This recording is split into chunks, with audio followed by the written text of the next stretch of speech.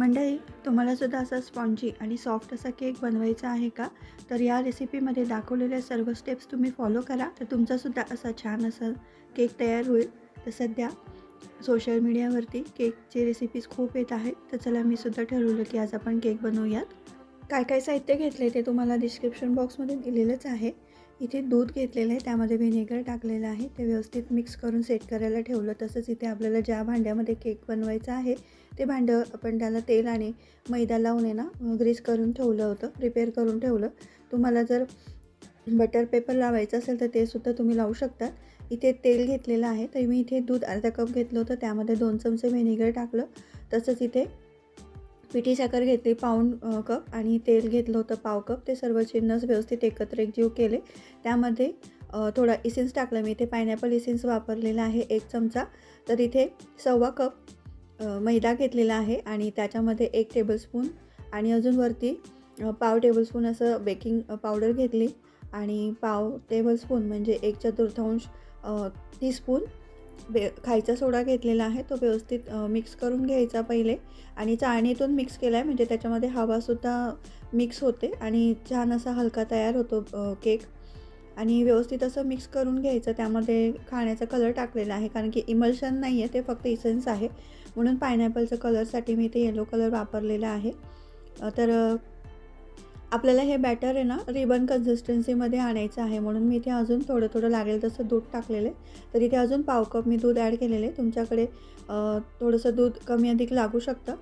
तर आता छान रिबन कन्सिस्टन्सी झाल्यानंतर त्यामध्ये मी काही टुटी फ्रुटी घेतले, त्याला मैद्याने कोटिंग करून घेतलेलं आहे. असं केल्यामुळे अगदी तळाला बसत नाही. ते चेरी किंवा आपण जे ड्रायफ्रूट टाकतो ते छान असे आहे त्याच जागेवरती राहतात. तर आता व्यवस्थित मिक्स करून घ्यायचं आणि आपण प्रीहीट करायला ठेवलेलं होतं कुकर एक 10-15 मिनटासाठी मोठ्या आचेवरती. आणि ते आता बॅटरसुद्धा तयार आहे. तर केक टीनमध्ये किंवा मी ते कुकरचा डब्बा वापरलेला आहे त्या भांड्यामध्ये टाकायचं हे सर्व मिश्रण. पण त्याच्या आधी आपण हा जो सोडा आहे तो अजून जास्त ॲक्टिवेट होण्यासाठी 1 चमचा व्हिनेगर अजून टाकलेला आहे. पटापट मिक्स करायचं, एकाच डिरेक्शनमध्ये मिक्स करायचं, म्हणजे त्याच्यामध्ये हवासुद्धा छान इन्कॉर्पोरेट होते. आता आपण बघा हे सर्व जे बॅटर आहे ते केकच्या टीनमध्ये टाकलेलं आहे आणि साधारण आहे ना 40 ते 45 मिनटं मंद गॅसवरती हा केक बेक करायचा आहे. तर सुरुवातीचा अर्धा तास तर अजिबातच कुकरचं झाकण उघडून बघायचं नाही आहे. तर अर्ध्या तासानंतर तुम्ही चेक करू शकतात, कारण की तुम्ही किती प्रमाणात केक बनवत आहात त्याच्या जे काही प्रमाण आहे त्याच्यानुसार थोडा त्याचा बेकिंगचा टाईम पुढे मागे होऊ शकतो, ते तुम्ही बघू शकतात.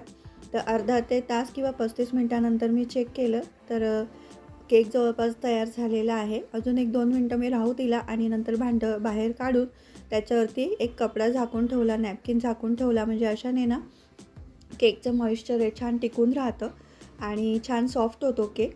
आणि आपण हा पूर्णपणे थंड झाल्यानंतरच डिमोल्ड करायचा आहे, भांड्यातून काढायचा आहे. तर सुरीच्या साहाय्याने पहिले बाजूचे साईड सोडून घ्यायचे, म्हणजे ऑलरेडी सुटलेलेच आहेत ते, फक्त तरीसुद्धा एकदा सुरी टाकून मोकळं करून घ्यायचं आणि प्लेटवरती काढायचं आणि आपल्याला आवडेल त्या स्लाईस पोर्शनमध्ये कट करायचा आणि एन्जॉय करायचा. तुम्ही याला व्हिपिंग क्रीम सुद्धा छान असं व्हिप करून लावू शकतात. त्यामध्ये वेगवेगळे इसेन्स वापरून तुम्ही जसा आपण बाहेरून केक शॉपमधून जसा केक आणतो तसाच केक तयार होतो. तर तुम्ही टेक्स्चर बघू शकतात, किती सुंदर टेक्स्चर आलेलं आहे. खूप छान असा एकसारखा इव्हनली असा बेक झालेला आहे, कुठेही त्याला तडे पडलेले नाही आहेत. खूप छान असं टेक्स्चर आहे आणि म्हणजे खातानासुद्धा तितकंच टेस्टी लागत आहे. तर तुम्ही ही रेसिपी नक्की करून पहा आणि तुम्हाला ही रेसिपी कशी वाटली तर नक्की कमेंट करा. रेसिपी आवडल्यास लाईक करा, शेअर करा आणि चॅनलवरती जर नवीन असलं तर सबस्क्राईबचं बटन प्रेस करा, तसंच बेल आयकॉन प्रेस करा. तर भेटूयात आपण अशाच वेगवेगळ्या रेसिपींसोबत. तोपर्यंत नमस्कार, थँक्यू.